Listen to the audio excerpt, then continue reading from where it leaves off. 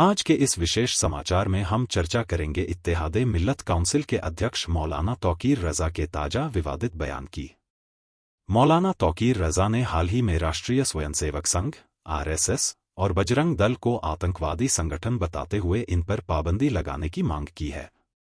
मौलाना तौकीर रज़ा ने अपने बयान में कहा, आरएसएस, वीएचपी और बजरंग दल जैसे संगठनों पर तुरंत पाबंदी लगाई जानी चाहिए। अगर सरकार वाकई ईमानदारी से काम करना चाहती है तो इन आतंकवादी संगठनों को बंद करना चाहिए।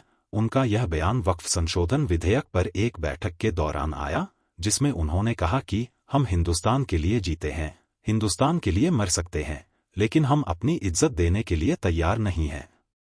इससे पहले मौलाना तौकीर रज़ा ने वक्फ संशोधन विधेयक का विरोध करते हुए कहा था कि वक्फ की संपत्तियों पर से सरकारी कब्जे को हटाया जाना चाहिए। उन्होंने चेतावनी दी कि यदि सरकार उनकी मांगों को नहीं मानती तो वह सड़कों पर उतरकर इसका विरोध करेंगे। इस संदर्भ में उन्होंने यह भी कहा कि जरूरत पड़ने पर दिल्ली में भी आंदोलन होगा। इस बयान के बाद तौकीर रज़ा ने न्यायपालिका पर भी सवाल उठाए और आरोप लगाया कि अदालतें सरकार के दबाव में काम करती हैं। यह पहली बार नहीं है कि मौलाना तौकीर रज़ा ने विवादित बयान दिया हो। वह अपने विवादास्पद बयानों के लिए पहले भी चर्चित रहे हैं। आरएसएस को चीन युद्ध के बाद पंडित नेहरू ने 1962 में लाल किले पर परेड के लिए आमंत्रित किया था, जिसमें उन्होंने आरएसएस के लिए कहा था कि यह एक ऐसा संगठन है जिसे देश के आंतरिक मोर्चे पर अनुशासन बनाए रखने के लिए जाना जाता है।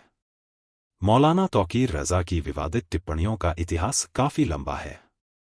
पिछले साल उन्होंने कुछ धार्मिक मुद्दों पर विवादित बयान दिए थे, जो सियासी और सामाजिक हलकों में चर्चा का विषय बने थे। उनके बयानों ने हमेशा ही सांप्रदायिक और राजनीतिक माहौल को गर्म किया है।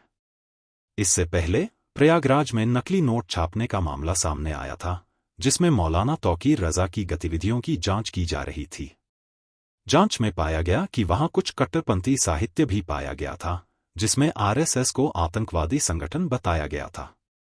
यह जांच अभी भी जारी है और इस पर आईबी तथा यूपी पुलिस की निगरानी बनी हुई है। मौलाना तौकीर रज़ा का यह नया बयान, जिसमें उन्होंने आरएसएस और बजरंग दल को आतंकवादी संगठन कहा है, निश्चित ही एक गंभीर मुद्दा बन चुका है। यह देखना होगा कि इस बयान का राजनीतिक और सामाजिक परिदृश्य पर क्या प्रभाव पड़ता है और सरकार इस पर किस प्रकार की कार्रवाई करती है। आपसे निवेदन है कि इस खबर को शेयर करें, लाइक करें और हमारे चैनल को सब्सक्राइब करें। इस प्रकार के और समाचारों के लिए हमारे साथ बने रहें। नमस्कार।